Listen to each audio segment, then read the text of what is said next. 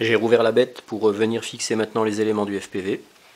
Donc ici une petite caméra Sony 600 TVL achetée sur le site Security Camera 2000 avec l'émetteur vidéo.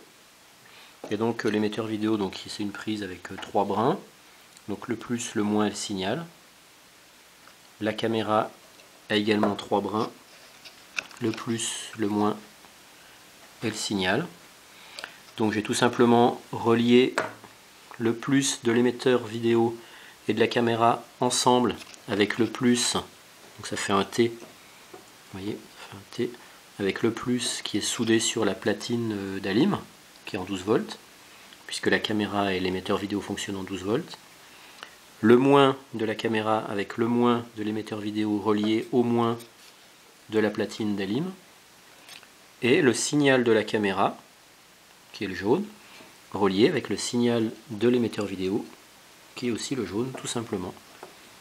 Donc là, il n'y a pas de T, c'est simplement deux signaux, deux fils signaux qui sont soudés ensemble.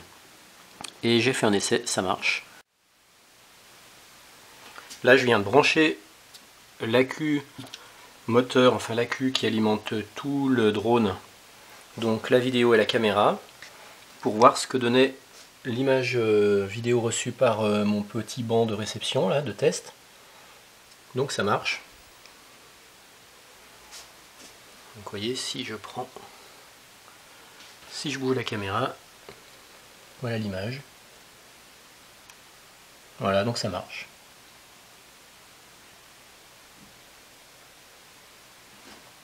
Maintenant, il me reste à savoir comment je vais fixer la caméra, et c'est pas évident, donc j'ai dû la recouper un peu parce qu'elle rentrait pas.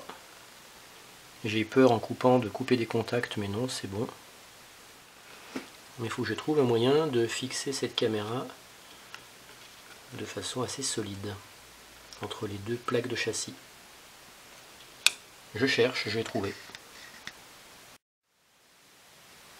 Bon voilà, en fait le système que j'ai retenu, c'est j'ai pris de la mousse, je l'ai taillé, calibré pour qu'elle rentre juste entre les deux couches du châssis, la partie supérieure, la partie inférieure. J'ai fait le trou pour la caméra ici, et donc la caméra va rentrer comme ça.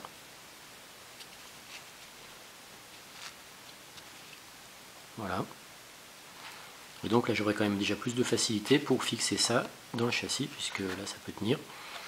Et là pour l'instant je vais tout simplement mettre un gros adhésif côté là, pour fixer cette plaque là de la caméra sur cette mousse. Je vais simplement mettre un adhésif comme ça là, tac, tac, tac. Voilà, ça fait ça. C'est marrant, on dirait une petite GoPro. Donc ça va venir là. Donc justement la GoPro elle viendra ici. Donc là je rappelle que le drone est à l'envers. Si on veut voir à l'endroit, on est comme ça.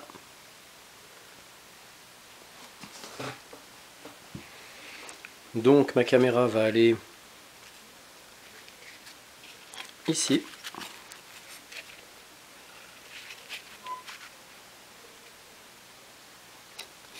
Et ça. Le but, je rappelle, c'est que je puisse enlever ça facilement, l'ouvrir si j'ai besoin de dessouder, de remplacer un ESC, donc d'intervenir par ici. Et donc la caméra doit rester là comme ça.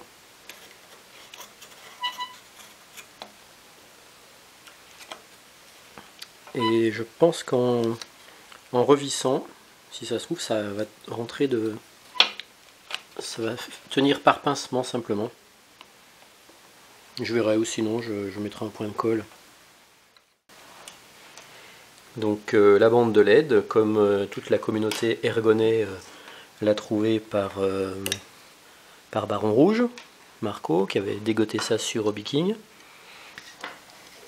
Alors là j'ai déjà une petite prise,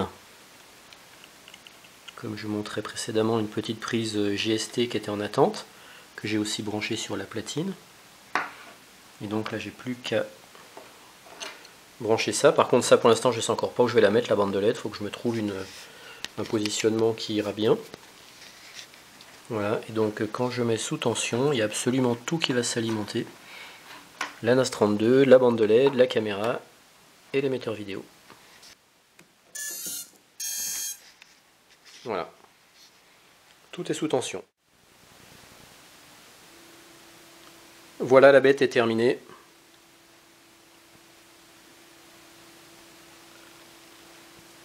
Il me restera à vérifier le centrage. C'est pas facile de centrer sur un seul point. Donc je ferai des essais et puis éventuellement je demanderai conseil aux pros. Donc on retrouve mon récepteur radiocommande, mon émetteur vidéo, la GoPro, la caméra FPV là-dessous.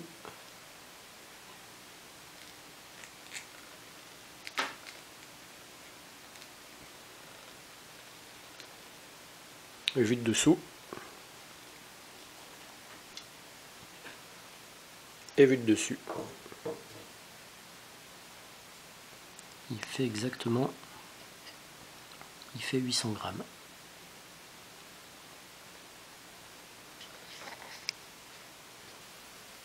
Voilà, j'ai fixé peut-être provisoirement ou peut-être définitivement la barre de LED.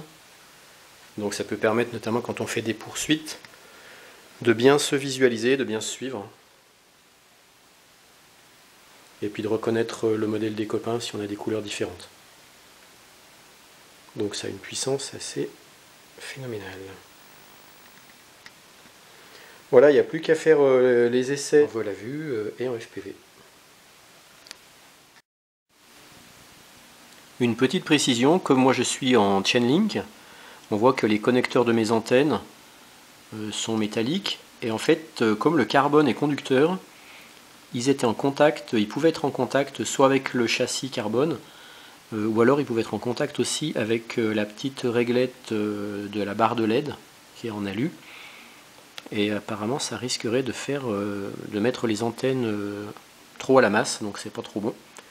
Donc je vais tout simplement faire en sorte que ces petits connecteurs ne touchent plus ni la barre de LED ni le carbone. Donc j'ai mis simplement un adhésif ici, côté là et côté là, pour isoler.